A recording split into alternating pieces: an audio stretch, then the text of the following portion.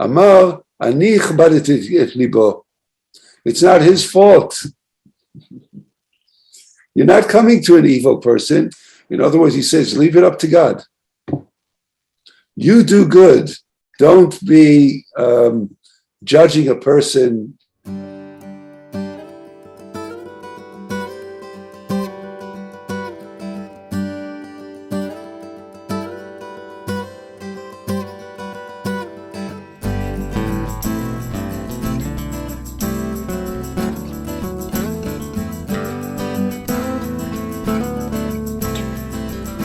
On Passover, and though we will be looking at a pasuk from Parshat Bo.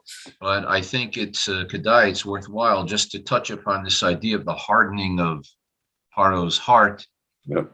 The story of the Exodus, basically we're talking about the first three parshias of the second book of Exodus, Shema Yisrael and Bay. Today's piece, the Berditchever Rebbe is going to be concentrating on the beginning of Parshas Bay, where we have the final three makas, the final three plagues. But he's going to quote the verse which brings this idea of the hardening of Pharaoh's heart. The Ramban says that really, and this is probably one of the most beautiful, simplest explanations, really, by God hardening, making it harder for the Pharaoh to repent, this was to give him true free choice. Because with all the plagues coming at them, it's really not a choice. If any normal person, even a slaveholder, would have realized that, get rid of these people. There's no choice here. You're hitting me with blood. You're hitting me with frogs. You're hitting me with this and that. So that would not. So what God did was he evened the playing field, so to speak. So this is the opposite. People think that God took away Pharaoh's freedom of choice. Really, he allowed him to have a space where he could exercise his free choice honestly.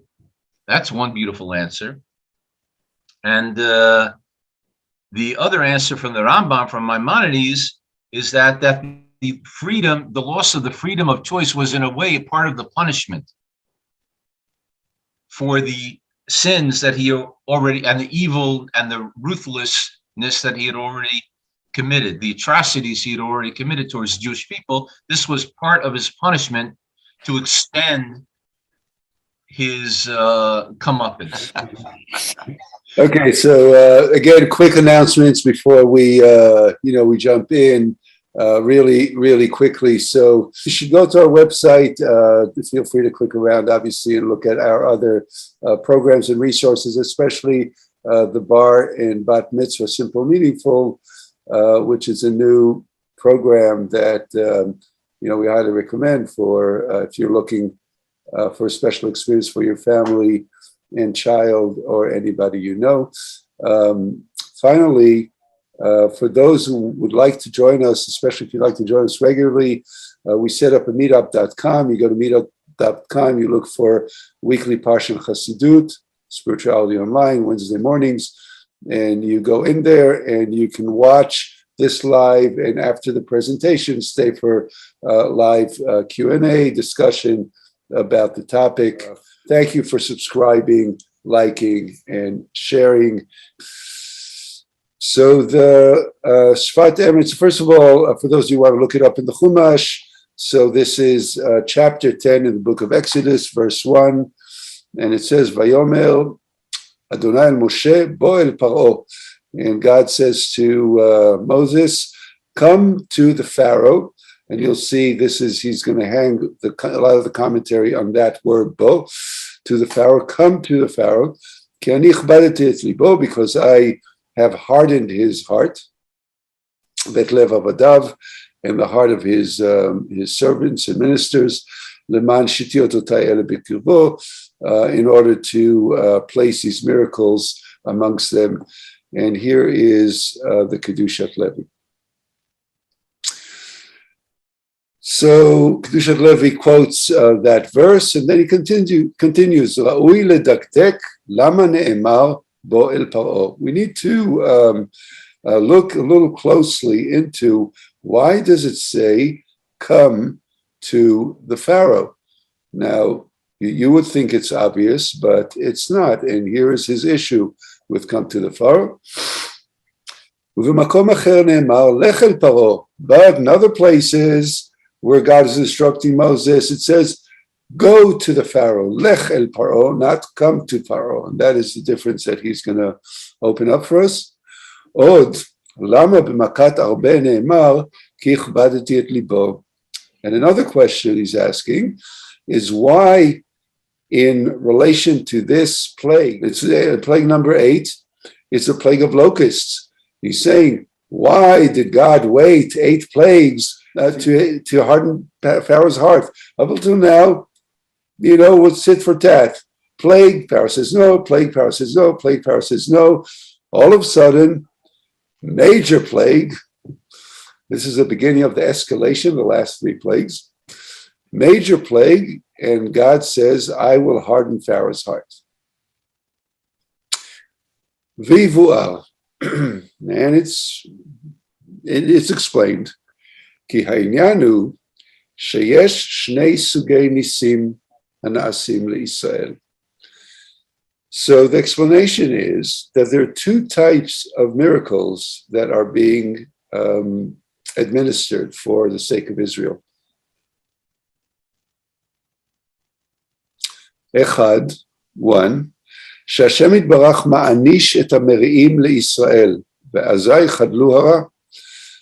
That the Holy One, blessed be, punishes those who are wronging Israel, and then, as a result of the punishment, the wrongdoing, the perpetration will stop. Shenit, the second miracle, שהשם יתברך מהפך לבב השרים ויועצים עליהם לטובה.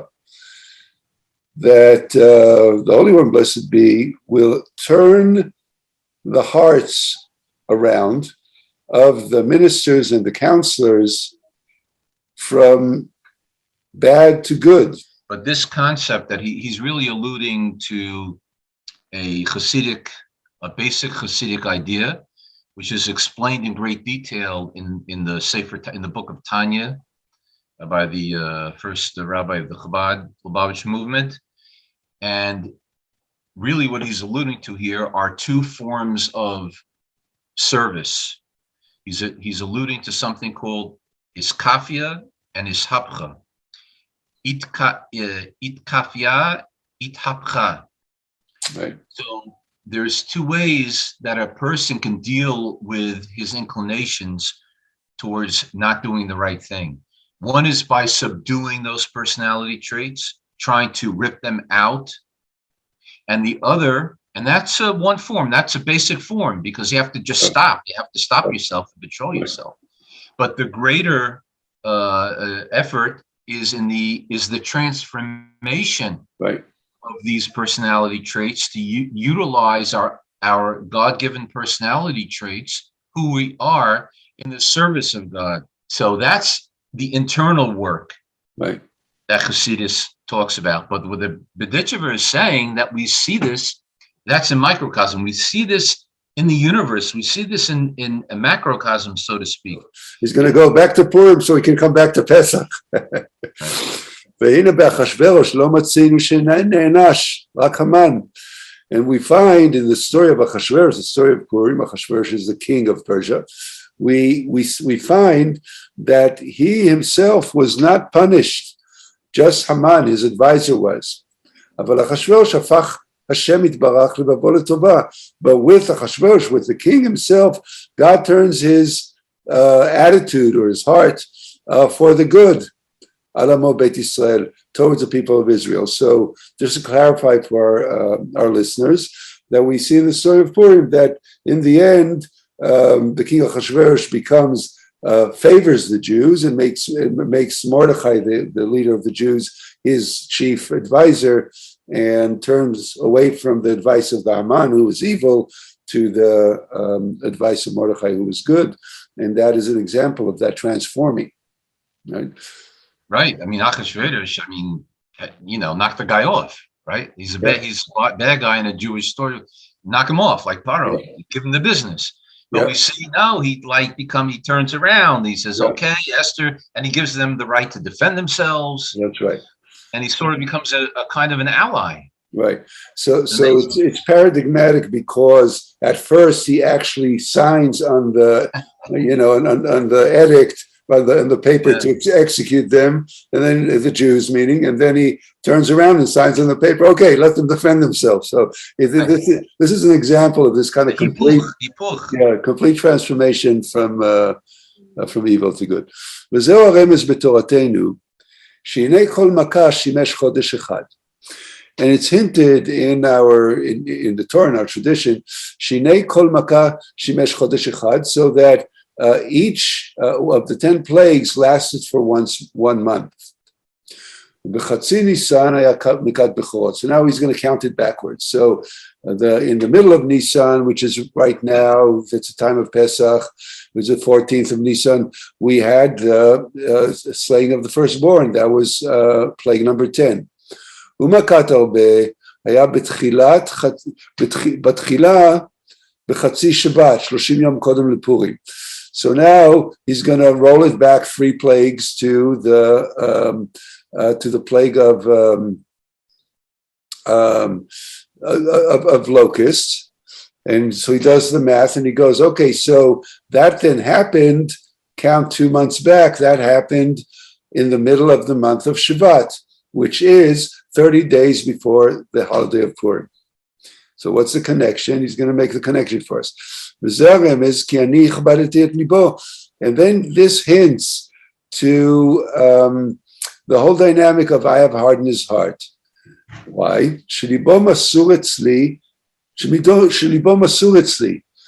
Because Pharaoh's heart is under God's control.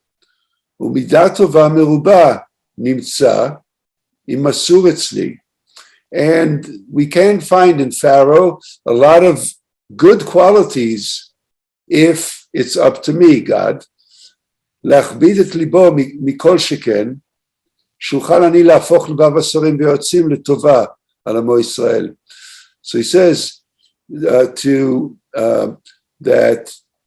if I want, it's within my control, God's control, to harden his heart so I can then turn the hearts of his advisors. Say here is he started by saying there are 2 types of miracles.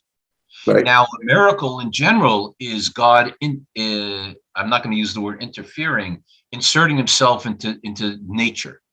Mm-hmm. Into his own created pattern of nature. When God inserts himself into that and alters what we call nature, that we call a miracle. And he started by saying there are 2 ways that God does that.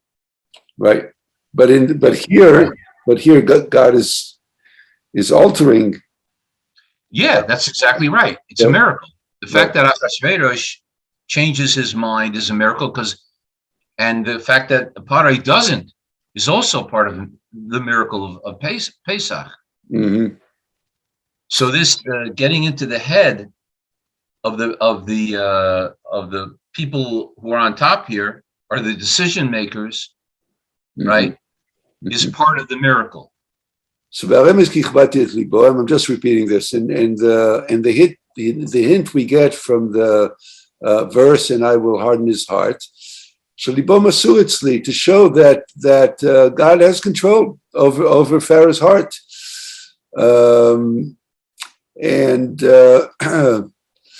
so God can control, force, harden Pharaoh's heart, and he can also, but he does it in order to change the mind of Pharaoh's advisors, which we do see in the end. The Pharaoh's advisors do say, let them go. I mean, he's the last standing, but we'll see how this plays out. And then he brings you here another thing, that there's a tradition that on Passover, for 30 days before the Seder, meaning from the middle of the previous month, which would be the beginning, which would be the beginning of the previous plague, it is customary to start preparing by studying everything that's related to Passover in preparation for the Seder.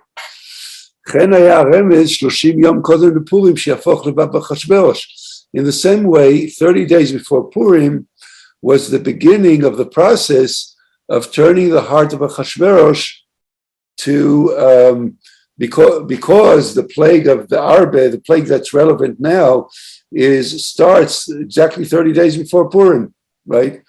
So he says, so here you have the same period of 30 days before Purim, leading up to,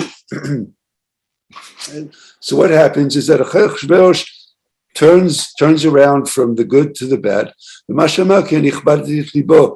because you could say that God gives Achashverosh, you could say in a more abstract way, that because of this timing, it's as if God gives Achashverosh the warning, that you have 30 days, that if you don't get it together, you're going to get stuck in your evil ways. In other words, Achashverosh gets the warning here that if you don't choose to do teshuvah, to turn yourself around, the punishment is going to be that you're going to be stuck in your bad attitude. To give an example, that's the point here. Pharaoh, I think what he's implying here is Pharaoh gets the 30-day warning but does not heed it.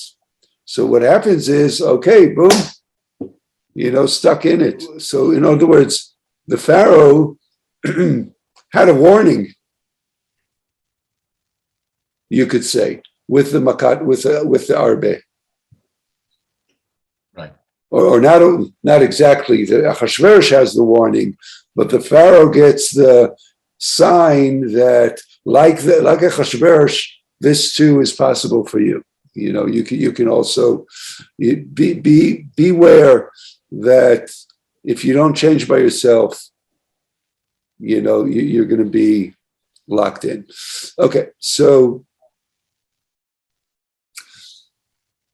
and this helps us understand why it says come to Pharaoh instead of go to Pharaoh. You could think on its face, how could Moses come to the evil Pharaoh? So by coming, the word bo means coming close. Basic level, go, I'm pushing you I want you to go to him. I say, go. Right. Pushing you away from me, and I push you that way, go. Uh-huh. But to come is, as you say, is to approach. I am coming towards. Right. So what is Moshe Rabbeinu coming towards? He's forced by this whole shlichus has been forced upon him.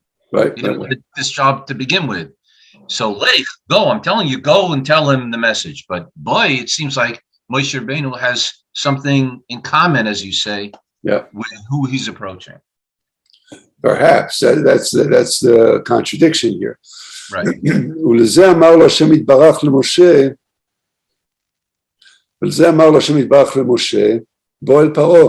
this is why the Holy One, blessed be, says to Moses, come to Pharaoh, approach the Pharaoh. God is dafka, is purposely saying you need to come close to the evil, which is interesting. It's counterintuitive, but yes, you need to approach evil. And if you'll say, or if Moses is going to say, how can I come close to a evil person? Amar, ani chbadeti et libo.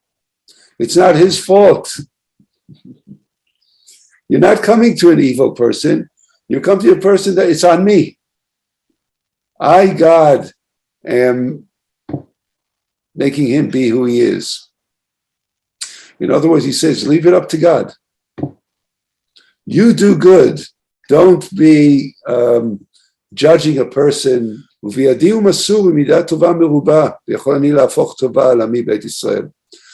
this is all in my hands. And just like I can harden his heart, I can also turn that heart around into goodness, like he did with Achashverosh. And the outcome for my people will be a good outcome.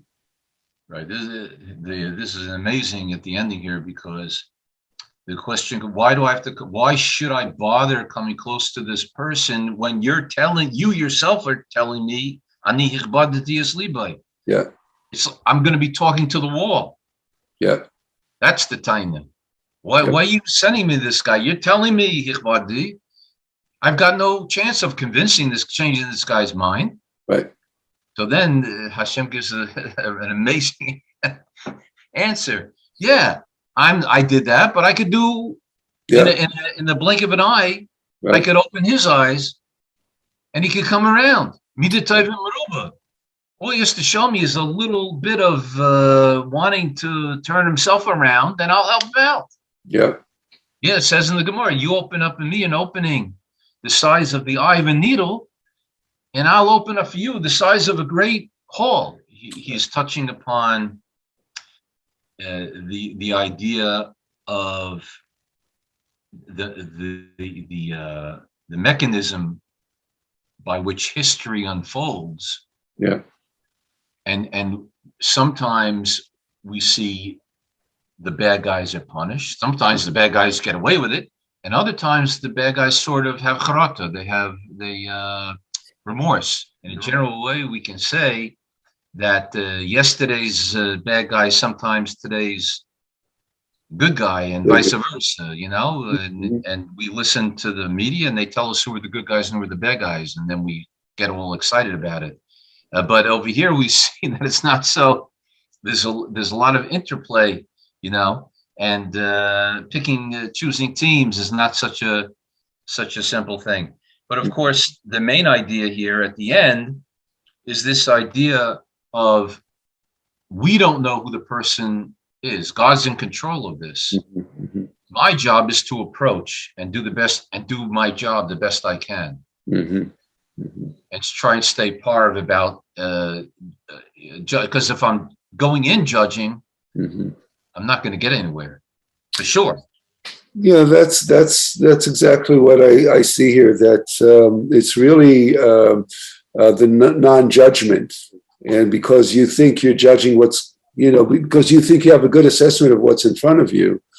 Right? Moses thinks he has a good assessment of Pharaoh. It's not going to work. Nothing's working here, right? And God says, "Don't worry. Don't leave the assessments to me. You're not going to understand." But just like God has the power to harden, God also has the power to transform, and those are the two kinds of miracles. On a local level, this doesn't make sense, but on a cosmic level, in God's mind, don't worry about it. This is, says God. From the cosmic point of view, this makes a lot of sense. It's exactly like, in the same in Purim, Ad lo yadai, we drink till we don't know the difference between good and evil, because what do we know? Right now there's a Pharaoh in Russia, in my judgment, and to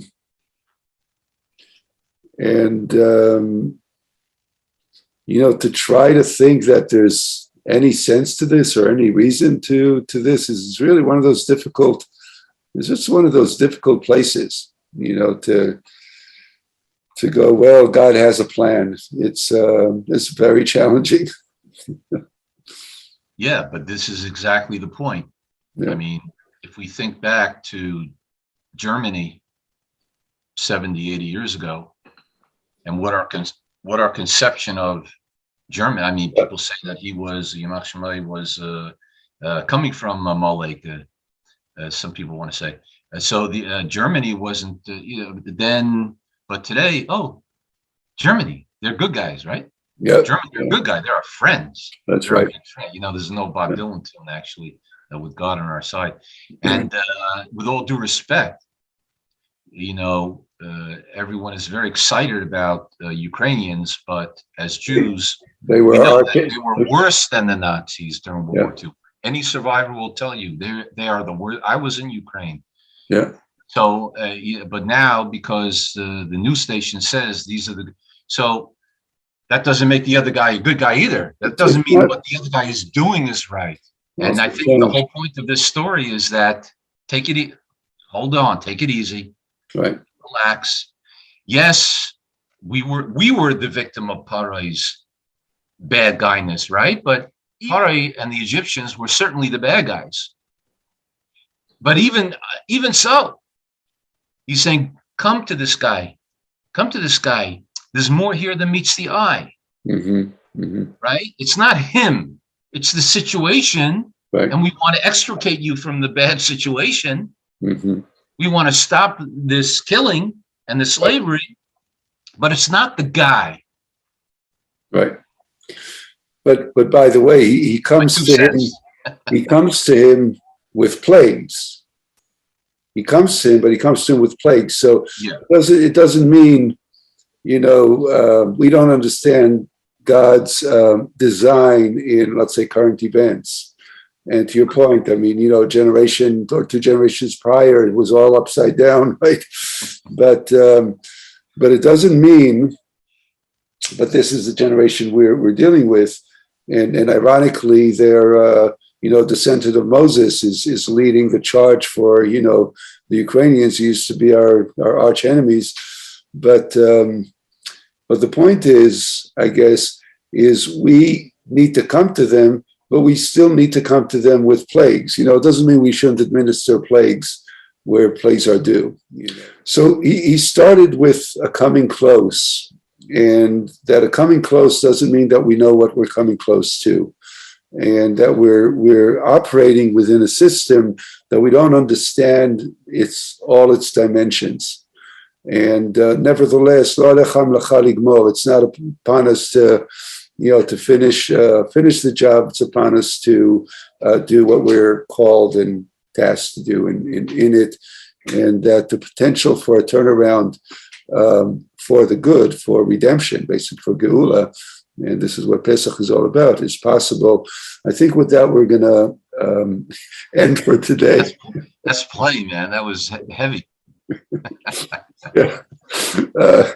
And we should all have a Pesach of redemption and wisdom on all levels. And Geula will come. The redemption will come. Let's hold tight in the meanwhile. So thank you, everybody, for being here for this lesson. Please do, again, a reminder to subscribe, like, share if you really mean it. And as I say, sweet Zis Pesach. What do they mean when they say Zis Pesach? I think they mean Charoset, right? May Charoset be the best ever. The sweetest ever. The sweetest ever. They say a kosher and a freilichen in Yiddish. You should have a kosher because it's hard on Pesach. It's not so easy. And a freilichen, even though it's really difficult to keep Pesach 100%, we try our best. You should be happy anyway.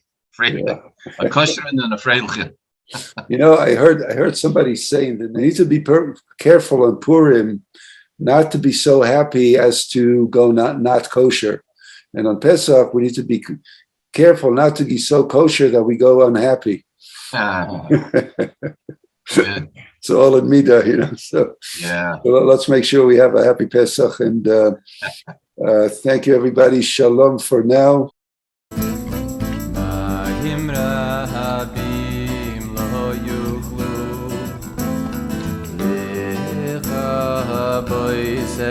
Ahava Ayim Ra